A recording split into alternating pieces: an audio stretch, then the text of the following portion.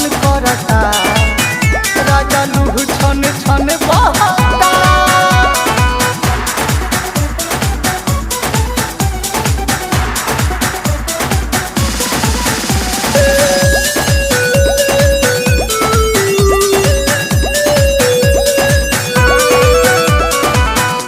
बदन मोर होटार कहला हो तोहरा न तनिको बुझाला हो। भोरही उठ के माई तोहर करेली घर में हाला हो।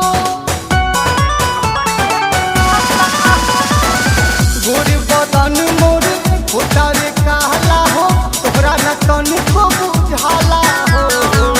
भोरही उठ के माई तोहर करेली घर में हाला हो। पिता नाल कहीं दुख कहलो न जाता बोझा ढोवे में डार हमरो दुखाता। बड़ा दुख देखी तन सहता गेहूँ काट के न मन करता।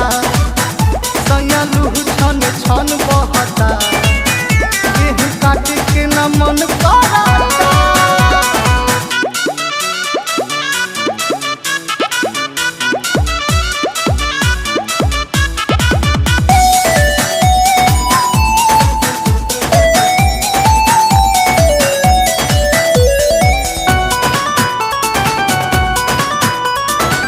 निहुरी निहुरी जब बांधे नि बोझा देवरा निहारे ला चोली हो।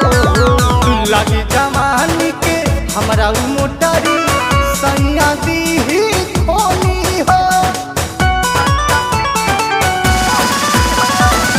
निहुरी निहुरी जब बांधे नि बोझा देवरा निहारे ला चोली हो।